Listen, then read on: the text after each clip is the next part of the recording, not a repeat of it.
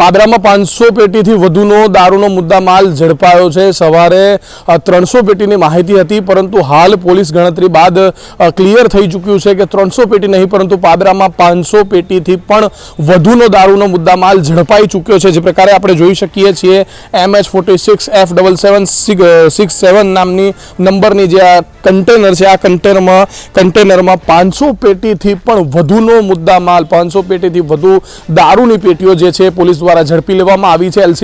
LCB પોલીસને local crime બ્રાન્ચને માહિતી મળી હતી કે પાદરા શહેરના પંચવટી સોસાયટીની સામે આવેલા કોઈ ગોડાઉનની અંદર દારૂનું કટિંગ થઈ રહ્યું છે। રક્ષાબંધન આજે ખરેખર આ બુટલેગરોની રક્ષાબંધન ઉજવાઈ ચૂકી છે। પોલીસ દ્વારા ચક્રો ગતિમાન કરવામાં આવ્યા છે કે આ કન્ટેનરમાંથી જે કટિંગ થઈ રહ્યું હતું તે દરમિયાન આ દારૂનો મુદ્દામાલ જે છે એ પાદરાના કયા બુટલેગરને સોંપવાનો હતો, અથવા તો આ કયા બુટલેગર દ્વારા, કયા મોટા કટર દ્વારા માલ મંગાવવામાં આવ્યો છે, કઈ બાજુથી માલ આવ્યો છે, તેની પ્રાથમિક માહિતીની વાત કરવામાં આવે તો સેલવાસ, દમણ અને મહારાષ્ટ્રનો દારૂ હોવાનું હાલ કહેવાઈ રહ્યું છે। 500 પેટીથી પણ વધુનો 86 લાખ રૂપિયાથી ઉપરની કિંમતનો દારૂનો મુદ્દામાલ પાદરામાં ઝડપાયો છે, જેને લઈને હાલ કહી શકાય કે પાદરામાં હાહાકાર જેવી પરિસ્થિતિનું નિર્માણ થયું છે।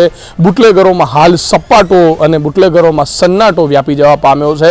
86 લાખ રૂપિયાનો દારૂ, તેમાં પણ 500 પેટીથી વધુનો દારૂ પાદરા શહેરની પંચવટી સોસાયટીની સામેના ગોડાઉનમાંથી પોલીસે કટિંગ કરતા રંગે હાથ ઝડપ્યો છે, જેમાં 1 લાખ રૂપિયાની રોકડ રકમ પણ LCB પોલીસે કબજે કરી છે।